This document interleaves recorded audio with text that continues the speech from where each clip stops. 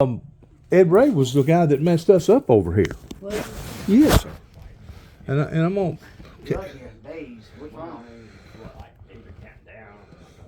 You got a minute for me to tell the Yeah, story? Go ahead. Yeah. Ed McWhorter's family was raised up over here in, Dresden. well, no, outside of Dresden, Palmersville, over there. And Palmersville, before Martin got established real good, had already become established and already had two factories, a cheese factory, and they had become incorporated even before Martin did. Yeah. Okay, Illinois Central Railroad wanted to come from Paris straight through Palmersville, going beside Martin in Union City, Yeah. and the family reneged. They wouldn't sell. Oh, wow. So basically, what they had to do was make another deal, and they went from Paris to Dresden, and then from Dresden to Martin, and from Martin to Union City. Well, back then, we're talking about way back in the horse and buggy days. Yeah. Back then, people followed two things. They either followed the river Or the railroad. or the railroad. Right. And people started congregating up toward Martin, which Martin wasn't called Martin at that time. It was called Frost. Yeah. It was two brothers that basically was the first people to come in and incorporate it. Yeah. And basically, Martin stowed the bang from Palmersville, and Palmersville dried up. Now Palmersville ain't nothing. Ain't nothing, no. I didn't know that. Yeah, Man, I bet I had 50 spammers today. Yeah. yeah. Randy, he messed me up too. Did he? Yes, he did. I hate He to used to say be that. he used to be a rowdy person. Oh, I didn't know that. Yeah, Remember way his- back before he The ever number got into that politics you or see anything. He is was a connected. he landed himself in Bolivar once actually. He did. Yeah, back in the 80s I think it was, not 70s, 80s somewhere. So did he go to Maggie Lee's and drank a lot and Yeah, partied a yeah, lot? Is yeah. that what the deal was? Yeah, him and my stepdad did. They both one night. I guess they got to partying too hard, and they both landed in Bolivar. For Oh 28 heck. days. Oh heck. Yeah. See, I fell off a building in 1979, a Yeah. 4-story building. Oh wow. I got more grief. I was 19 years old. Can you turn that down just a little bit? That's entirely too warm for me. Oh, okay. My Huh. granddaddy, when he was building the elementary school in Martin, he fell off the roof. He got I just polio turned and it lost off. his balance or something. Had fever and. I don't have to go feed You the dog know, today. Frank That's Howard, I don't think I know him. Yeah. Dennis Howard, and Frank. I know Howard. Dennis Howard. That's my granddaddy's family. Oh, okay. Yeah. Okay. They were old potato farmers. Anyways, I fell off a 4-story building in 1979 on the A.O. Smith building in Milan, Tennessee, August 11th. It was 106 degrees that day. I broke both legs, crushed both ankles, crushed 3 vertebrae in my back, in my lower part of my back. I ruptured 2 discs and I broke both arms, all at one time. Yeah. Laid in the hospital in Madison County, Jackson, Tennessee. I was 19 years old, laid in the hospital, bedridden for 6 weeks and 3 days. Wow. With pulleys and ropes pulling me back to putting Humpty Dumpty back together again. Right. And at that time, I wasn't trying to live right for the Lord. And I was a little bit on the rowdy side, not a lot. But I had already starting to heal up, and my wife, she was getting paid through Workman's Comp of taking care of me as being a nurse's aide. Right. Of course, at the time, money wasn't near as what it is today. I don't think she was making but maybe $120 a week, something like that. But still, that was putting us back together again because we went through a little separation. But then as I started healing, she decided, well, you know what? I'm gonna break away from this. If you don't mind, I'm gonna start working at the truck stop. It used to be a truck stop in Union City, right there as you're going down Real Foot Avenue on the right-hand side. Yeah. And she went to work there, and that didn't last for a while. And then she wound up leaving from there and started working in Tony's Pizza right there beside the university, right there in Martin. Do you remember it a long, long time ago before it burnt? That used to be Tony's Pizza? Great truck. And when I went walking up there, What is there anything in its place now? Yeah, What's the that? grind. Okay, I know what you're talking about. Okay, yeah. The same exact spot right there. Yeah, okay. The grind's there I now. want to move in already. But that used to be a bunch of foreigners that was in there towards making Italian pizzas and stuff like that. And that's where my wife started doing restaurant work. And the next thing you know, she wound up being stolen from me by a bunch of foreigners because of the stock exchange. I mean, the school exchange stuff Yeah, over here at the college. yeah. Now, Union City, they had the same green light. They could have had a college, but Union City backed out of it and said, we don't want a college. Yeah. You know why they don't want a college? Because they seen it as a breach. You know, they talk on the news all the time Thursday, Friday. about China and other countries, Yeah. about how that they have stolen information from us. Bad road for me. I'm still trying to. They don't have to steal nothing. I just be. Whenever you're bringing them over here, Got certain Yeah. times. they're automatically listening to that same radio stations and TV Yeah, stations. they're They're automatically knows what's going on over here, so they don't have to steal nothing. And the information that they get over here, they transport it back over there, and then they take that same design and redesign it, and then put their name on it. Now they do that. Yeah. Even stuff that's patented over here, they'll take it and redesign it and say, well, we're the ones that originated towards making it. But the school over there is what basically costed me my first wife. Wow. Believe it took us a month. And my son, I got a son that's about 45. How old are you? I'll be 40 this year. About a week. Okay, he's a little bit older than you. He wound up being raised down there at Memphis by a bunch of foreigners. Wow. Yeah, see? But getting back to Randy, Yeah. Whenever I first come back to Tennessee in 2014, I know that they wasn't going to lay the red carpet out for me because I'd already planted a bunch of bad seeds in this area pertaining to my religion of what I believed. But it was over in Martin, Tennessee, in the old building that used to be Tony's Pizza, is where I met a bunch of foreigners one night that had these mysterious magical powers.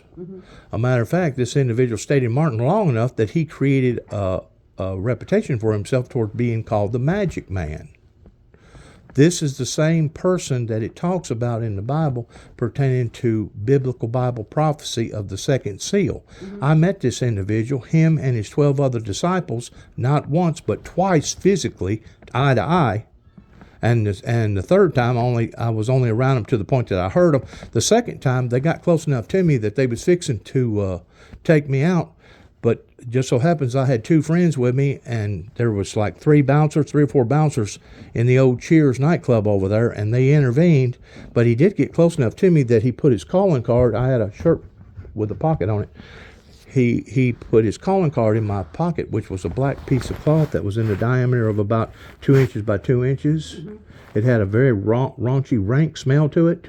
It had a golden outline to the black silk cloth, and the silk cloth had a silk circle, a golden circle, and then the golden circle was a golden star, a moose head star, a 5-pointed demonic star that came to me in presenting this with me, challenging me. So what did you do? I finished the literature that I was writing at the time, and I wound up sending about 9 tapes to the White House that basically turned my life totally upside down. And ever since then, I've been known by all the major ABCs, CBSs pertaining to CIA, FBI, U.S. Marshals, tobacco, alcohol, the TBI, and all the rest of them. They all know of me now because they basically tried to stop me from me doing what I was doing. But getting back to Randy Brundage, toward me being in Martin. Yeah.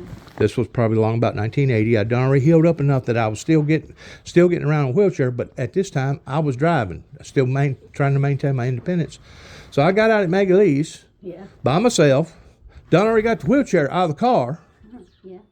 And all of a sudden, I heard some freaking brakes and squalling, tires squalling, okay?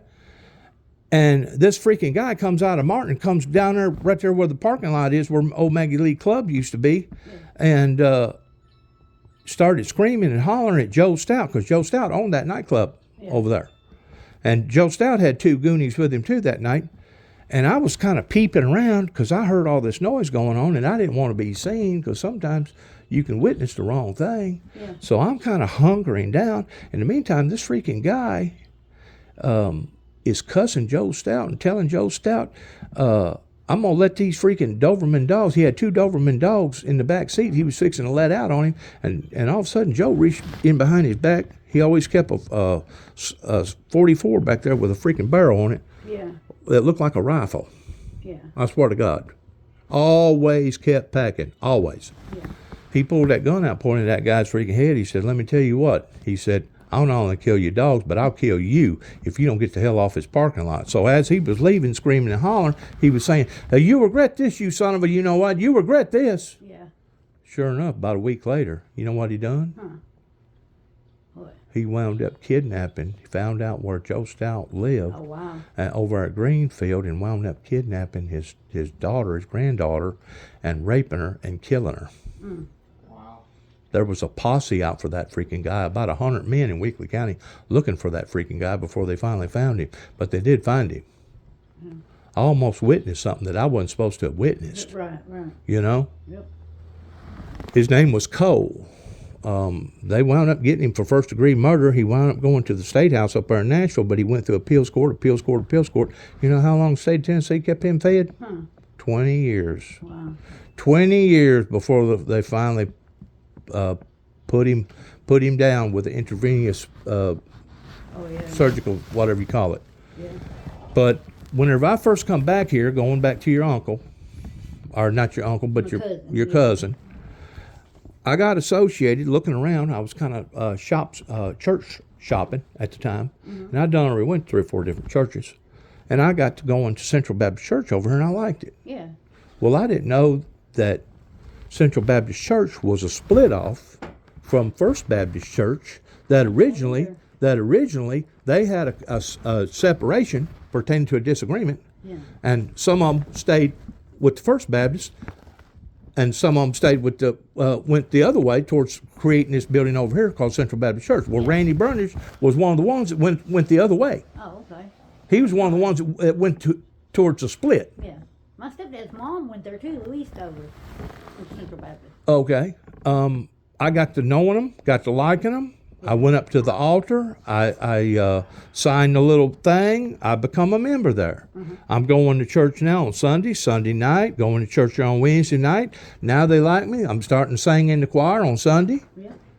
I'm participating. I'm sorry for some of the cuss words I said. I I'm didn't know that. participating in all their activities, and they like me. I like them. But I had another incident that happened to me over in Union City at a Pentecostal church, and the word got out to these people over here in Martin. Yeah. And the next thing you know, they call freaking 3 deputies in there on me. I know something was up because before the preaching ever started, one of the deacons come to me. He said, Jubby, he What said, time if you don't mind, he said, we need to have a talk with you after church. Well, I'd already been down this song and dance before, Yeah. pretending how that they mess with you. So I get on my phone, I call my brother up. At the time, my brother was living down here. And I said, David, we got a problem. Oh, what kind of problem? I said, well, if you don't mind, get your clothes on and come down here along about 12 o'clock, just about the time whenever this church lets out. I said, I need for you to come in here and witness what's fixing to go on. I said, they fixing to do something, and I don't know what they're going to do. And at that time, I really didn't know, but I knew that they was up to something. Yeah. So sure enough, 12 o'clock, whenever church let out, they walked with me back to the back. Well, by the time I get back there at the back, there's police officers back there. And that was just about the time whenever my brother pulled up, and he sees 3 Martin police cops there, and he's thinking to himself, my God, is this a crime scene or something? You know, you see all these cops out here, it's like, what's going on? Yeah, what's going on? Well, wasn't nothing going on, Yeah. other than the fact that they wanted to chastise me, and they wanted to tell me that I was no longer welcome. What, 'cause you went to a Pentecostal I church? was no longer welcome to go to Central Baptist Church, even though they loved me. I loved them, even though there had never been an incident on the ground, even though there had never been an incident with none of their members. They told me that because of what went on over there in Union City, that word to find out, they'll find out who you are and what church you go to, and the next thing you know, they'll blackball us. Well, it was Randy Brundage that put the the hex on me because he's associated with the law up there, and they done a criminal background check on me and found out everything about my life. And I had actually been associated, I told you earlier, associated with all these different groups because of something that I done. I actually went out west. First of all, I've been all over America from coast to coast 3 different times on my dime. Basically being a storm chaser. Oh, okay. Now, whenever I tell people, My brother done that. now, whenever I tell people that I'm a storm chaser, I'm not out there with a camera actually filming, doing crazy things toward endangering my life. What I'm doing, I'm going in behind where there's a catastrophe, and it's giving me an opportunity to work, Yeah. do humanitarian work, to witness, to ministry, and also at that time that's where the money was flowing.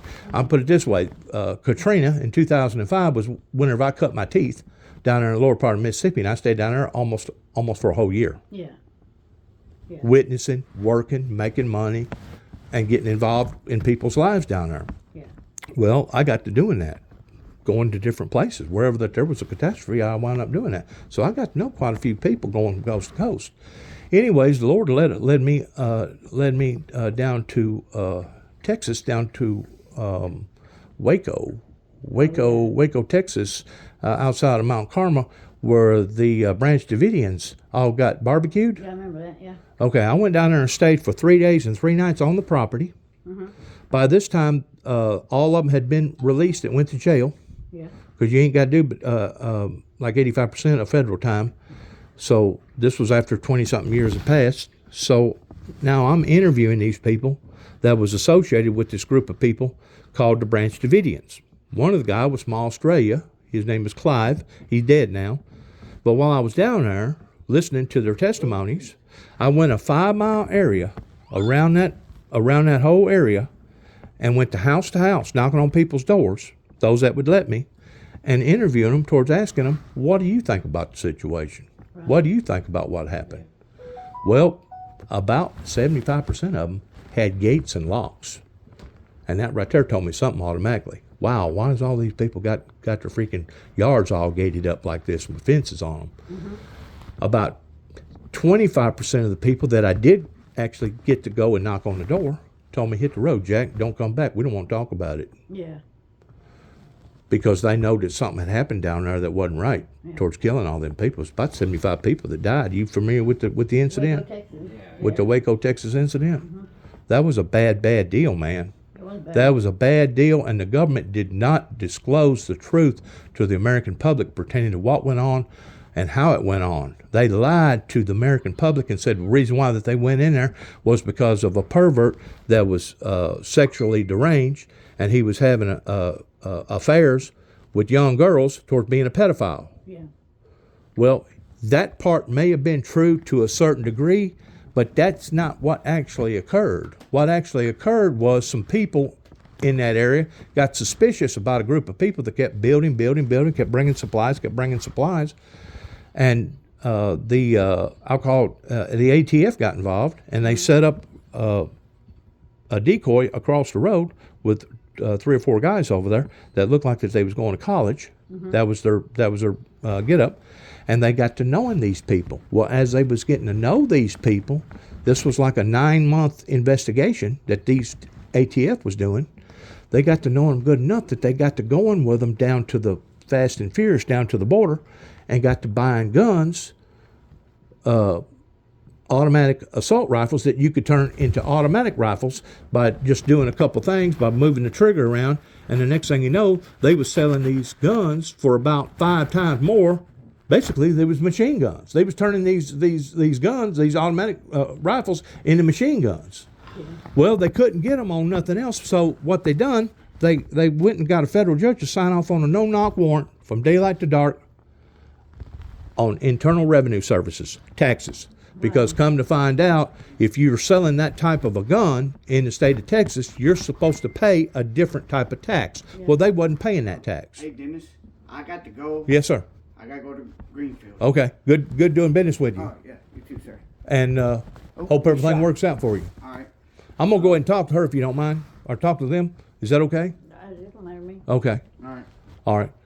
And I'm fixing to get on the road and go back home. Well, actually, I'm fixing to go to the library, but it's good doing business with you, okay? All right. All right. That all with you? Yeah. Since he knows your family and stuff.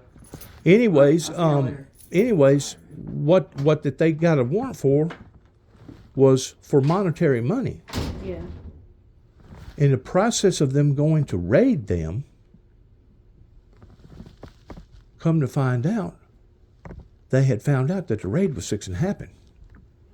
Well, the supervisor that was conducting the raid should have called it off, because that's the whole primary principle of a raid is the element of surprise. Right. Well, once they already know that you're coming, That's it. the element It's surprise is already over with, buddy. Yeah, it's blowing out the water then. That's blown out the water.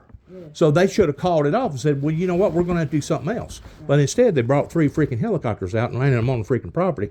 And as soon as they got out of the freaking helicopter, lead got to flying, son. Yeah. I mean, lead got to flying. Next thing you know, 2 or 3 ATF agents was killed. Yeah.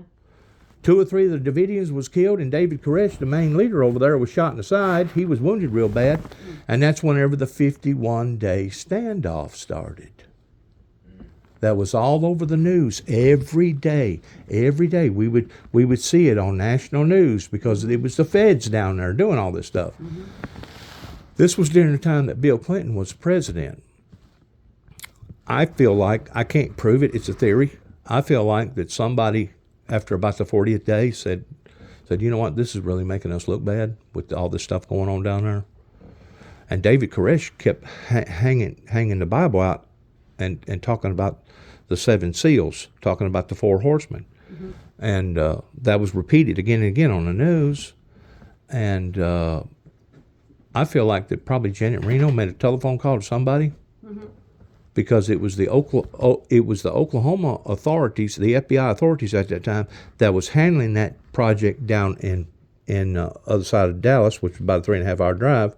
And the reason why is because it was such of a high intensity situation. They didn't want the media to be right there. They didn't want the media to be right there on top of the headquarters. So they moved the headquarters out of Texas over to Oklahoma City, Oklahoma. Yeah. The feds did. Yeah. Somebody got a telephone call along about the 40th day, and I think everything changed. It went from being a rescue mission to a doomsday mission. Yeah. Just completely just obliterate it. You know. They'd gotten tired of messing with it. Yeah. Just lingering. Lingering, that's right. You keep in mind that they done turn electricity off from day one. They was bringing in all kinds of lights, all kinds of crazy they almost music, put a stalemate all on kinds of crazy music. They was trying to drive them crazy. They were trying to get them out of there so they'd surrender with their hands up, Yeah. and they wasn't going to surrender. No. And they kept talking about a prophecy going to be fulfilled pertaining to the 7 seals out of the Bible. Well, one of the things that interested me about me going down there to begin with is because I had to free my conscience of me thinking that possibly they got a hold of some of my material up here in Northwest Tennessee. And because of it, they freaked out about it. Yeah. And then they become a bunch of doomsday preppers down there in Mount Carmel, Waco, Texas. That's what started the group basically building, coming in with supplies and everything. Thing about the raid, David Koresh was constantly leaving the perimeter and going to Lowe's or going to wherever and getting supplies and coming back. So they could have busted him at any given time without turning it into a big hoopla. They just sat back and watched them, didn't Well, they wanted to turn it into a big hoopla. they? Yeah. But not only did they want to turn it into a big hoopla, but we're talking about a group of professional people that now wanted to basically showboat it to the degree of seeing what I done. We busted all these freaking people and took them out. Well, you didn't take them out. What you wound up being involved with was a war and a 51-day standoff. Yeah. I feel like that probably 2 boxes of TNT, dynamite, was called upon to somebody, took those 2 boxes of dynamite into the Oklahoma building and put them in a room somewhere, throwed a sheet over it and said, if we have to, this is the way we're going to stop it. So at that point in time is whenever it changed from being a rescue mission over to a doomsday mission. You follow what I'm saying? Just so happens they got lucky on the 51 day after that they had released over 200 tear gas canisters into that building in a 6.5-hour period while they was driving around it with a tank, filling holes in the tank. Y'all probably remember that on TV, seeing different things about it.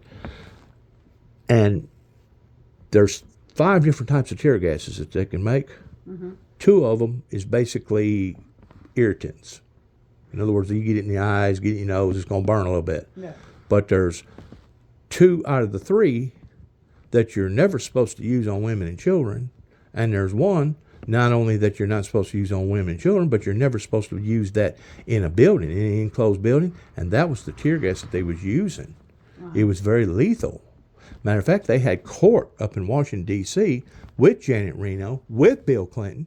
Come to find out, that was the very tear gas that they was using, the 200 canisters, for 6.5 hours, filling that freaking building full. Yeah. It was a big building. There's no doubt. It was a 2-story building.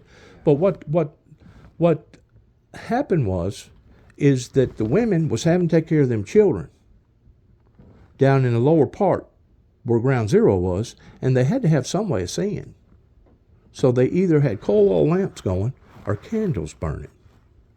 Well, if you're pouring lethal tear gas into a building, once that tear gas gets down there where that open flame is, that's what's going to happen. Wow. It's going to turn into a tire inferno. And that's basically what happened. They killed them people over monetary money pertaining to taxes. Yeah. After that they had scouted them out, and plus after that they had entrapped them, because it was the ATF that taught them how to do those guns. Well, after they figured out, my God, we can make some good money off of this stuff, they started doing it on their own at that point in time. But it was the ATF that basically entrapped them in teaching them how to do the guns, and then they kept up with them as they was taking the trips and coming in with supplies and stuff. Then the next thing you know, they get a federal warrant. All right. It was Timothy McVeigh that was down there the day. He'd been watching this for the whole 51 days. Timothy McVeigh. Watch it, because Timothy McVeigh, he was a ex-military guy. Yeah. As soon as the building burned up, it was all over the news. You know, I mean, it just turned into a tire inferno just within a matter of just a couple minutes. Within 60 seconds, the whole building, from the front to the back to the top to the bottom, was all on fire at the same time. Wow. Uh-huh. And you know as well as I do, if they had done that. Fall detection canceled. Thank you. If they had done that, if the Davidians themselves had done that, if, like, let's say you had 100 people, 50 people on the bottom, 50 people on top, and they all had 5-gallon can of gas, and somebody timed it just right and said, okay, start throwing the gas all over the walls and all over the top and all over and then they lit it.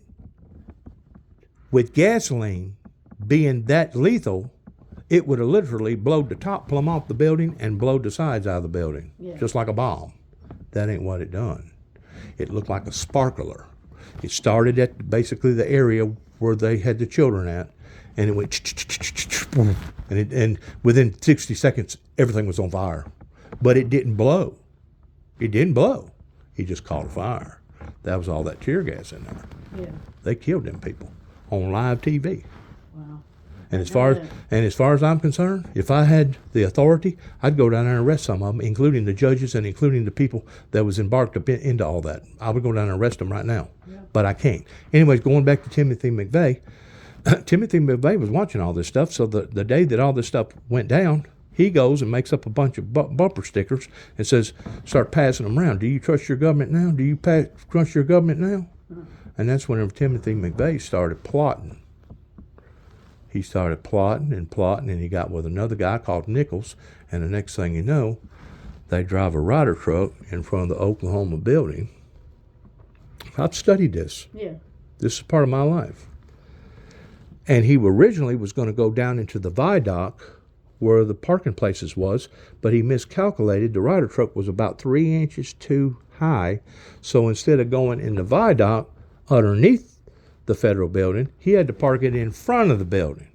Well, in the meantime, he sets off a freaking bomb with about 4,000 pounds of ammonium nitrate. Wow. By this time, he's already out of the truck, walks about 2 blocks over, and whenever it blowed, it was one hell of an explosion. It was bad enough that within a mile distance around was blowing out chandeliers and windows. Now that's a hell of an impact. Yeah. That's a hell of a concussion. But I got to looking at it, and I studied it, and basically it was forensics that busted them because I got to looking at a Richter scale pertaining to earthquakes, and there was 2 Richter scale readings the same day that was within a split second apart. One of them was like a 2.7, and the other one was like a 4.3. Well, I done the exact same thing. I go down to Oklahoma. I take a 5-mile radius. I get a map. Okay, I'm going to go to all these businesses, and I'm going to talk to these people. I'm going to find out what they think. Out of the 100 people that I interviewed, there was 3 of them that said, you know what? There was 2 explosions. You had to have a trained ear to hear it, but there was 2, and they were so close together that you really, it would have been difficult for even a trained expert to have caught it, but it was 2 explosions. Well, that verifies the 2 Richter scales, the 2 different Richter scales, the 2 different readings on the Richter scale, right? Yeah.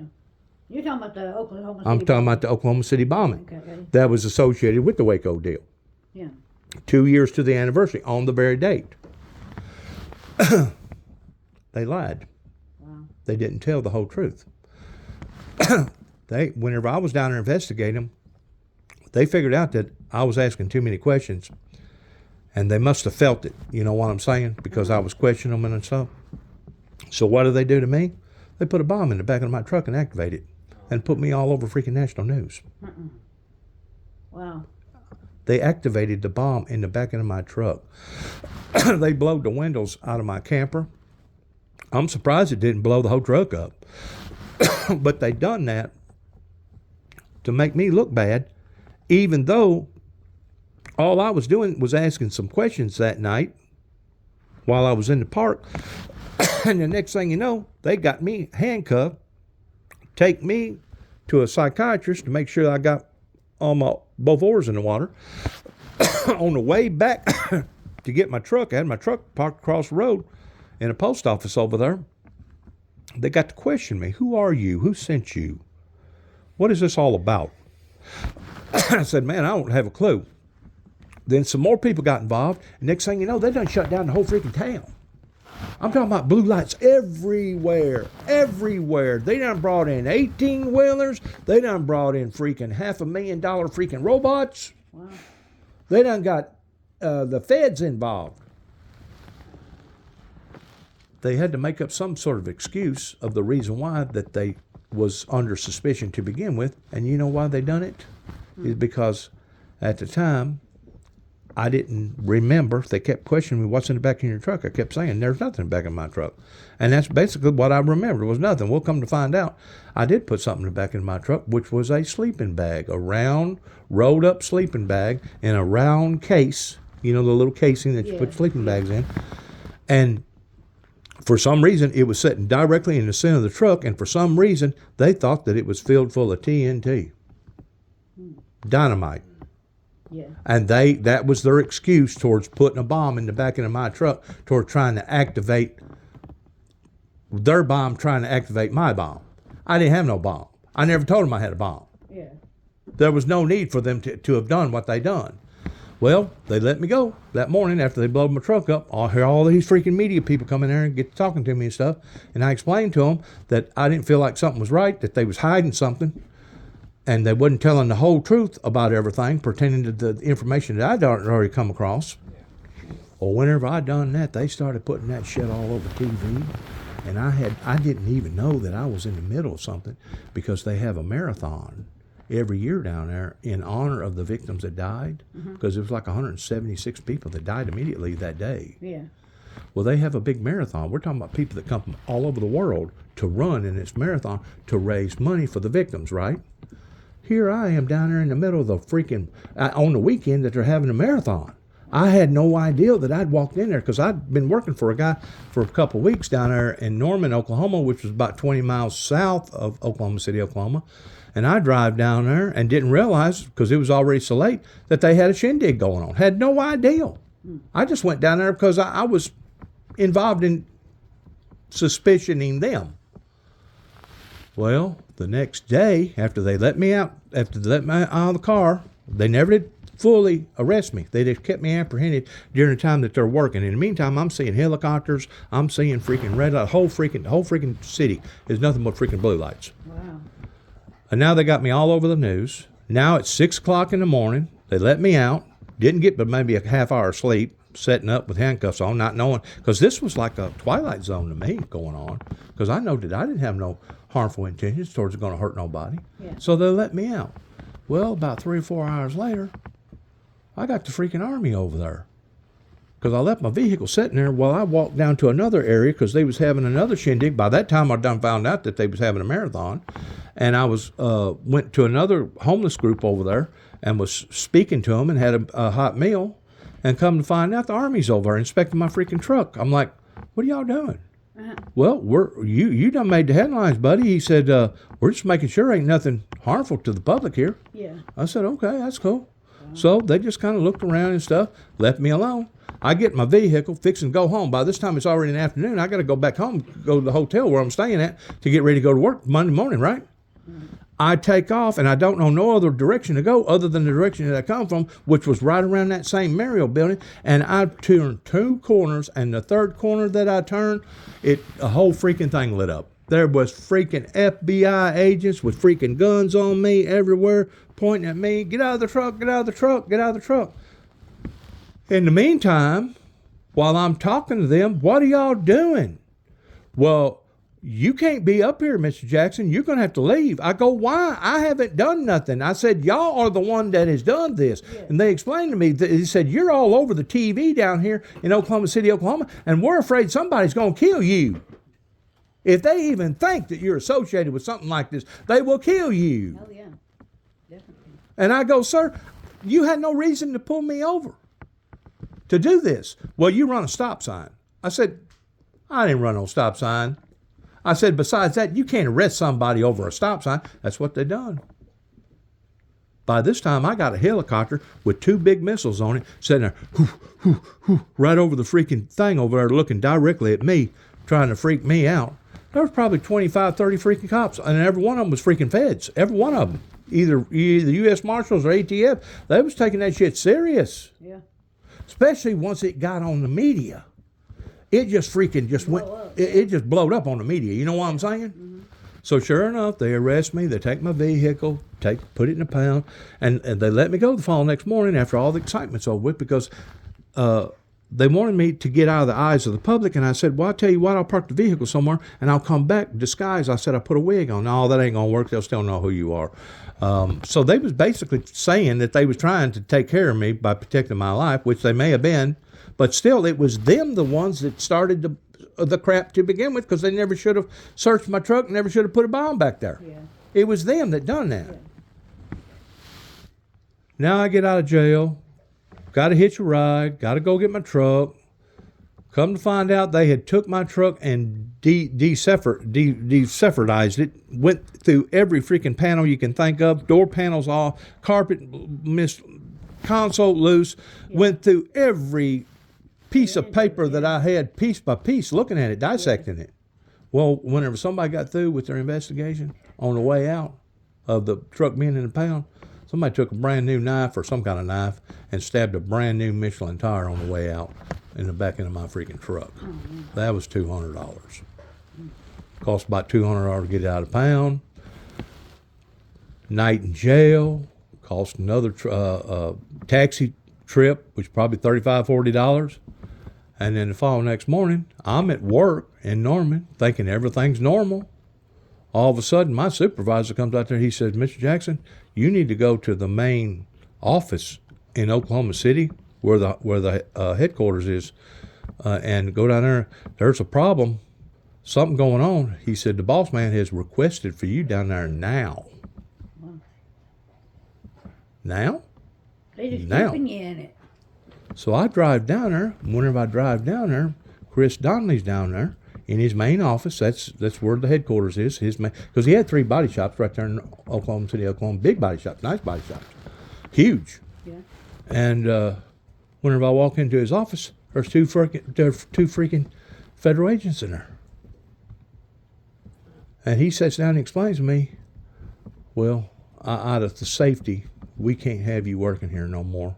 He said, you do excellent work. He said, you're a well-qualified auto-body man.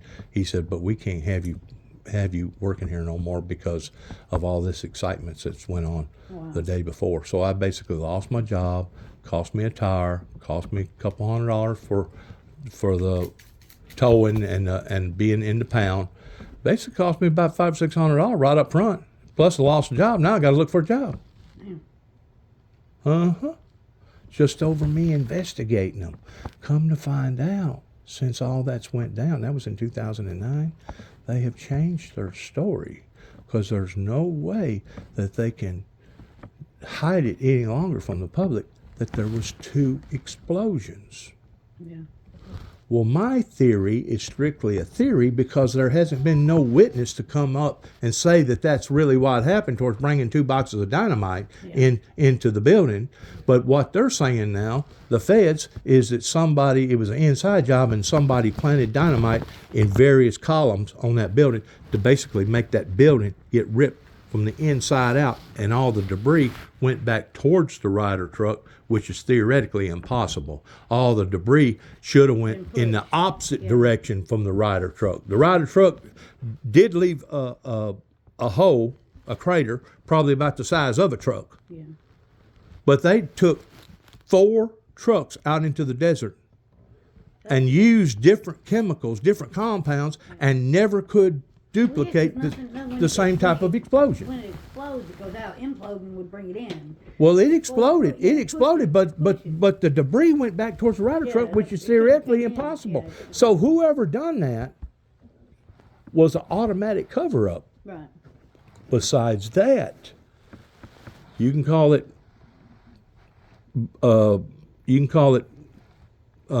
intervention if you want to. In the meantime, while I'm going around different places, I wind up in Albuquerque, New Mexico, and I filed for my disability papers. This was the second go around.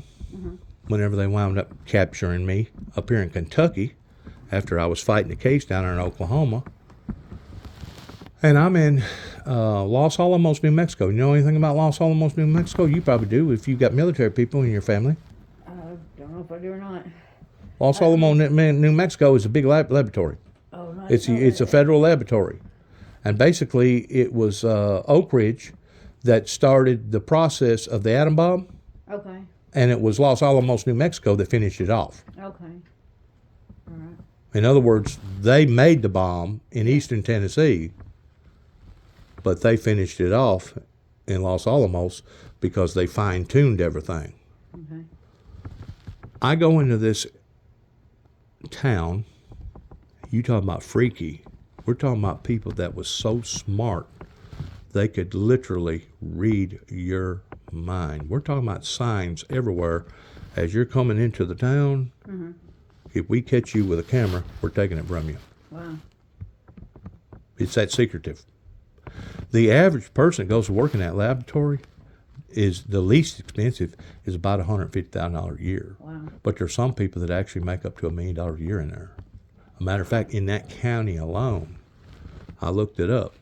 That county verbatim of the banks that's in that area has more money than the banks in New York and Long Island, and more money than the banks in Los Angeles. Wow. Because the money flow coming from the government, Yeah. people making that kind of money. They could literally do telepathy if they was that smart. They could literally read your mind. Now, you may not believe that people's that smart, but they was spooky smart. So anyways, I go beside this freaking building, and there's 2 freaking missiles, and this freaking building goes straight up. All right? And I'm looking at it, and it's called the Black Hole. Well, with me being as inquisitive as I am, I had to stop. And sure enough, they had like a salvage yard beside that building that had every freaking kind of piece of equipment that you could think of pertaining to electronics. Yeah. Everything. Come to find out, the guy that owned the Black Hole, he worked for Los Alamos for about 25 or 30 years, retired, and then turned on them towards being an anti-nuclear physicist. In other words, he was against nuclear bombs. Well, now he's done set up over there. He's a homebody. He's been there. He's local. Well, now he's done made a mad over in that laboratory, the feds. Well, now they've done come in there and raided him 2 or 3 times, looking for stuff that he wasn't supposed to have on his premises. Come to find out, he didn't have nothing. He was just basically trying to put the word out that if a nuclear war was to ever happen, you know what it would leave in the solar system? Where the planet Earth and the moon used to be? A black hole? A black hole. A black hole. That was his religion. Yeah. He wound up dying, and his daughter took over the business for a while, and now she's working in Albuquerque with police abuse down there in Albuquerque because, man, Albuquerque's wild. Yeah. You know, you're right there on I-40, you're right there in New Mexico, you get all that traffic coming out of Mexico into New Mexico. You got about 30 different tribal groups in New Mexico pertaining to Spanish and Indians.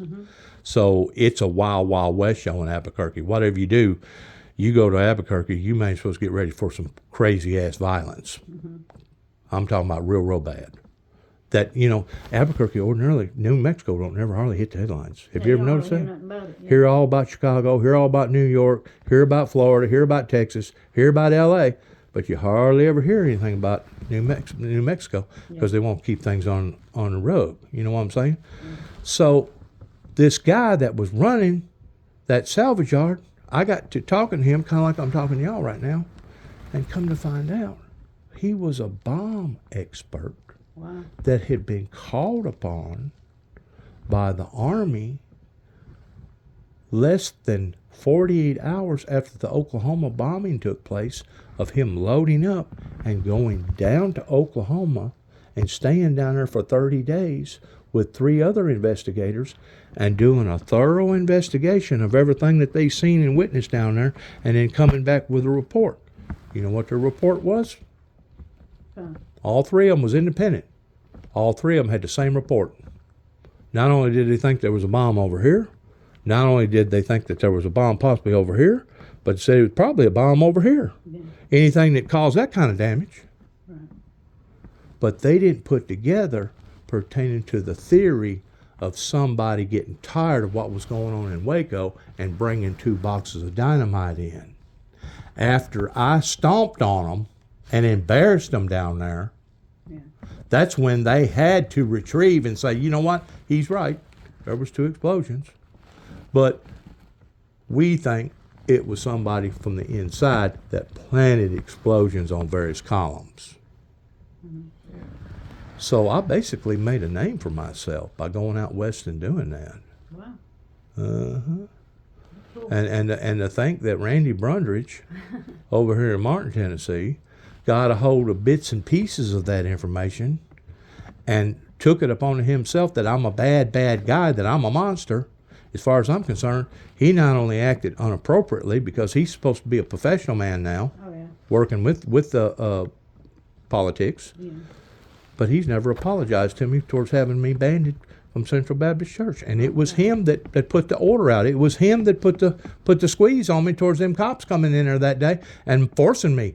In other words, I was going to leave regardless whether I liked it or not, and if I come back, I would be charged with criminal trespassing. Wow. So what would have made Randy do that?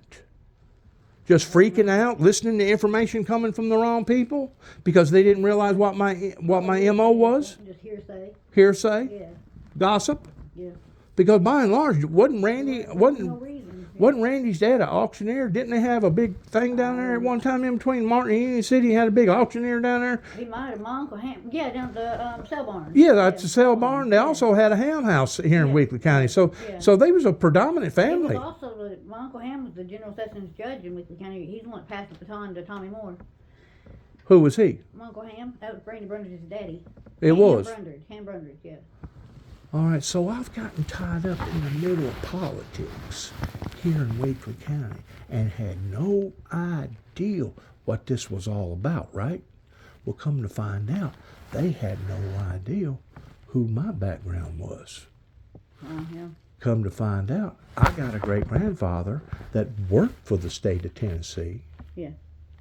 in the late 1800s, leading to the early 1900s, right down there between Cydonia and Hopin, most of the cases that he done was deeds, making sure that it was notarized and Right, stuff. He basically had a store down there, so he sold drugs down there because back then the government hadn't put their fingers in all these narcotic drugs and stuff. So he was selling pharmaceutical drugs. His wife was 3/4 Cherokee. She worked as a midwife, and ain't no telling how many people that she brought into the world down in here. Talking about the old Hop-In store? Yeah. Yeah, I remember that. No, not the Hop-In store. In between the Hop-In store and the Cydonia, there was another store down there, just barely this side of Weakley County, right there where the Obion County and Weakley County line is. Yeah. Just this side of that. Okay. So my history goes back all the way to not only the late 1800s, but the early 1800s. I had people here living here whenever Davy Crockett was here, whenever the 1811 and the 1812 earthquake happened, down at Reelfoot Lake happened. So I've got some really deep roots here. Plus, I had some association with the law in that aspect. A matter of fact, one of the brothers married somebody, and of course, you know how your genealogy will spread out, Yeah. and wound up going over in Union City. And to this day, I still got a guy over there, which is my cousin, works for the TBI. Yeah. His name is Jeff Jackson. So it's in the bloodline. What was they attacking me for? They was trying to bring me down, trying to monsterize me. Why was they trying to monsterize me? Because of the material that I'd passed out in the late 1980s about the 4 horsemen and the 7 seals of the end time events of biblical Bible prophecy, and they had already forgotten all about that. I'm talking about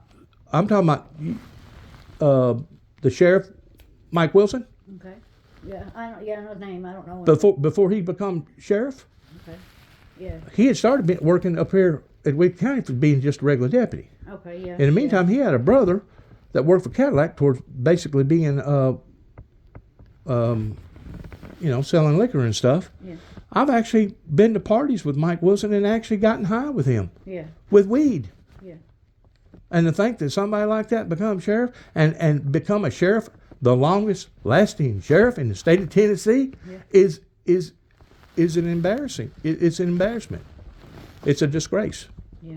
To think how dirty that they are. Yeah. Because after something occurred in my life in the late 80s, whenever I went to Washington D.C. Hello. Hey. Yeah. Oh, what's up? Oh, yeah. I become on people's hit list, Huh? and we're talking about judges, we're Police. talking about senators, we're talking about police officers, we're talking All about right. people that's supposed to be professional people. All right. I got on their freaking hit list. In other words, they wanted me gone. A matter of fact, in 2005, I was passing out Bible literature after my wife walked out on me. I was living in Lexington, passing out Bible literature at Pickles. Remember the little restaurant, little gas station there called Pickles in Martin? No, I don't Well, they remember that. bulldozed the building down and put a brand new building there. I don't know if it's still called Pickles or not, but it's right there beside the Dairy Queen and the part store right there. Okay. Anyways, as I was passing out material, I told the teller, it was about 1:30 at night, that there was going to be an explosion of controversy in my life, and I was probably going to wind up on Channel 6 News. Well, this guy gets on the phone and calls up the Martin PD. Martin PD goes down there, listens to this guy, looks at the film. Well, yeah, we know who that is. That's Juby. They call out a police officer from Martin, Tennessee, to drive all the way to Huntington, which is in Carroll County. Right. You got to go over 2 counties or another county or 2 to get to Carroll County. Yeah. Walked in where I was doing body work at, had my body shop clothes on, and I was dirty and dusty. Walks up to me, says, "Are you Dennis Jackson?" I said, "Yeah." "Turn around. You're under arrest." "For what?" "Falsifying files." "Falsifying files?" So now they handcuffed me. Put me in the back of a squad car, take me all the way back to Martin. At the time, it was David Moore that was the chief out there. And they stick together like glue. Don't Yeah, think for I a know second it, that yeah, they I don't. know it. They know what each other's thinking or what each other's dealing with. So now I'm in front of about 9 different officers, 7 to 9 different officers, and they're questioning me. They're interrogating me. What did you mean by telling that guy this? What are you doing? What's this all about? I said, man, I'm passing out Bible literature. I said, you can have an explosion of Bermuda grass in your garden. I said, there's all kinds of ways that you can express the word explosion and you not have any harmful intent. I said, I didn't have no harmful intent. I said, what you people need to do is take me back to freaking Huntington where I can go back to work. Yeah. Well, they didn't. They set it up with the judge, put me on $50,000 bond, throw me in jail, throw me to County Mountie up here for falsifying files. You know what falsifying files means, according to the state of Tennessee? Have you ever heard of that charge? Falsifying files, no, I've heard. What's the first thing that comes into your mind if somebody says, I've been charged with falsifying files? What would be the first thing come into your mind? Maybe something to do with Internal Revenue Service? Yeah, just making up stuff. Yeah. Something to do with something important. Yeah, In other words, you something done like you were working for the Congress or the Senate up here, Yeah. and you done something you wasn't supposed to Sounds do. like an internal thing, yeah. Yeah, an internal thing. Wasn't no internal thing. Come to find out, falsifying files means the same thing. According to the state of Tennessee, if you walked into a hospital and pulled the fire alarm down, or a school and pulled the fire alarm down, or you was in the middle of a theater and you cried fire, fire, fire, and there was no fire, and now you've started a panic. Almost like a false report. It was a falsifying file, like a false report. Yeah. Thing about it was, I didn't pull down a fire alarm. Thing about it was, I wasn't in no theater. Yeah. I was passing out Bible literature at 1:30 at night on my way back to Huntington, where I work. Yeah. You know what that cost me? Probably. Cost me $5,000 just to make bond. Yeah, on a $50,000 bond, yeah. And I lost that money. Yeah. I lost that money right up front.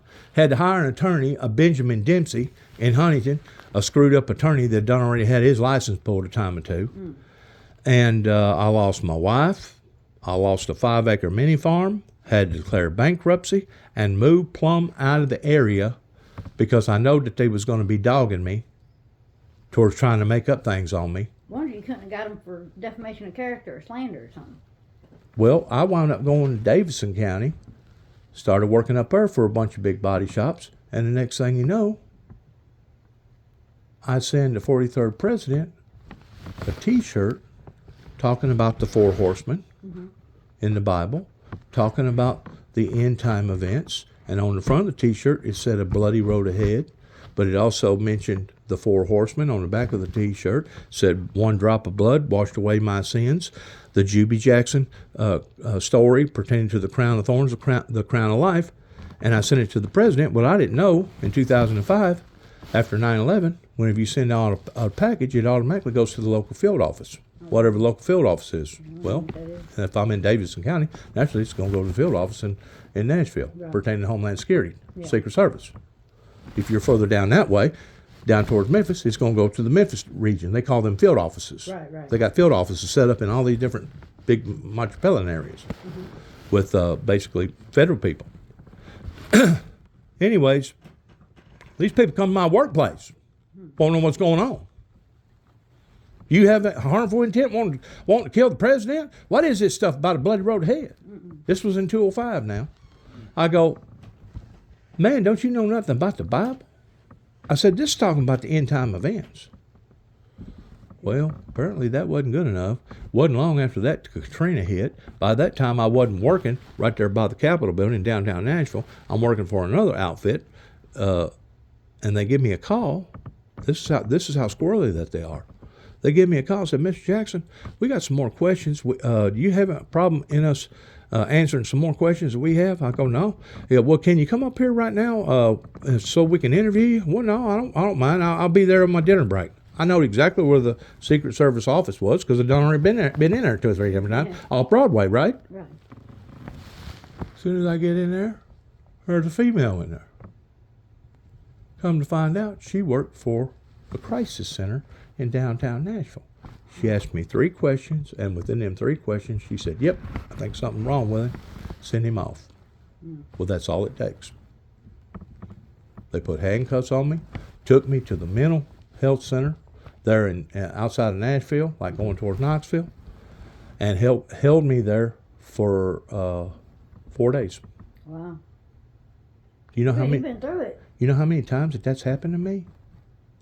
You know how many times that I've been investigated that way or inspected that way by doctors? Over a dozen times. I went through 3 major federal studies. The first one was in 1991, where they sent me from Wheeling, West Virginia to Butler, North Carolina. That took 6 months out of my life. The next one was in downtown Chicago, being studied by MCC, by Dr. Dana. That took 6 months out of my life. And the last one that I went through happened right up here in Kentucky, going to LaGrange, Kentucky, which is on the other side of Louisville, Kentucky, being studied up there. And that's whenever they decided to put me on Risperdal. I didn't stay on Risperdal, but give or take maybe 3 months. But I stayed on it long enough that it damaged me. Yeah. You know how it damaged me? It messed with my insides. And come to find out that drug Risperdal had been sued all over the whole United States by different people because it causes obesity and breast enhancement. I went from 240 to 340 pounds in less than 2 months Wow. while I was locked up in Cadiz, Kentucky. Trigg County, Cadiz, Kentucky. Wow. Yep. That's crazy, yeah. And because I had those old injuries of falling off that building in 1979, I done already had this right ankle fused. I had it fused in Campbell's Clinic down in Memphis whenever the injury first happened in 1979. But because this left ankle was damaged, I wound up having to have it fused January of last year in Clarksville. And I had complications out of the operation. Didn't have no complications out of the bones healing, but I had complications pertaining to it setting up a soft tissue infection. And heck, I had to walk around with a freaking machine, sucking all the juice and stuff out of it for about 3 or 4 months before I finally healed up. So I finally, long about October or November, I finally got to the point that I didn't no longer have to have nurses coming to my house twice a week, and I didn't no longer have to go to the women's center Yeah. towards walking around with a machine. Wow. Well, that's good, though. But that's going through some hell, ain't it? That's going through hell, yeah. Sure is. That's going through some hell. Sure is. So what I'm looking for right now is somebody that's good with the books, that can maybe be a ghostwriter, that I can tell my story out to the public, because the only thing that I know to do is to present my case to the public and let the public decide and whether or not they think that I'm a monster or not. Right. And I've been set up from day one, ever since the early or the late 80s, whenever I started passing out all that literature, and I had the 4 Horsemen Apocalypse model put in the back of my truck, a wooden model that now is in downtown Atlanta, somewhere in a museum down there. Yeah. Went to Washington, D.C. 3 different times that year. First time I went, I took my son with me on a crusade all the way to New York. We stayed gone all summer. Yeah. Well, he had to go back to school, so I had to bring him back to Memphis. In the meantime, I go back to Washington, D.C. Whenever I went back to Washington, D.C., I freaked them out, Homeland Security, Yeah. and they put a tail on me. Somebody followed me from Washington, D.C. now, Homeland Security, and every little town that I stopped at, every little community that I went to, they was on me. So whenever I got back here, they know where I live. They kept a chart on me, right? So I'm going to all these different factories. I'm putting out material in people's doors and up underneath their windshield wipers, and I'm basically putting a message out about God. Yeah.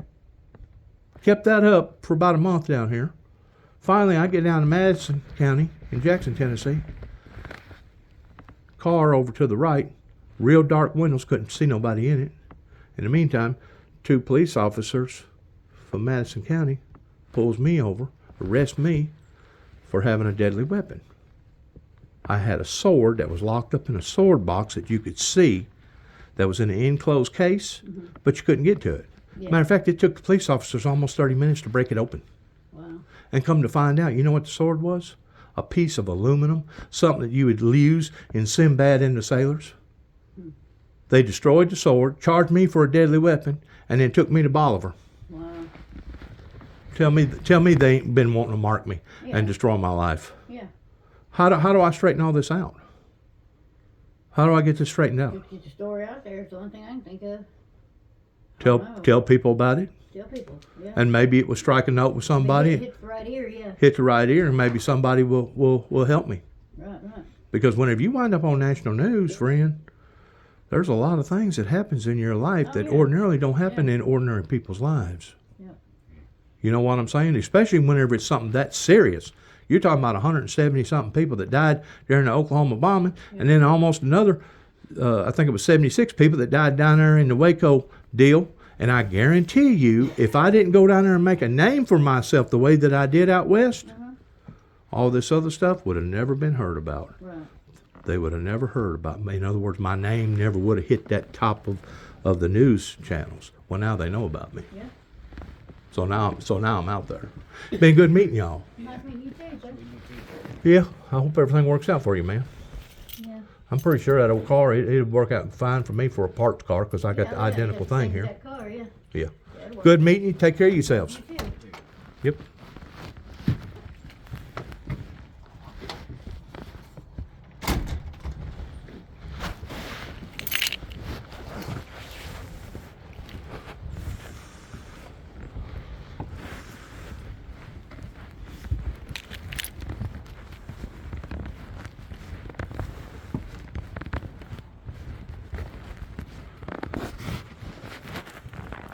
Bought a car off a guy, identical to this one, white, 1 year later model. Hopefully I can use it for a parked car. Tires, rims, interior, everything works on it. Matter of fact, he drove it down to my place and I brought him back. So here you go.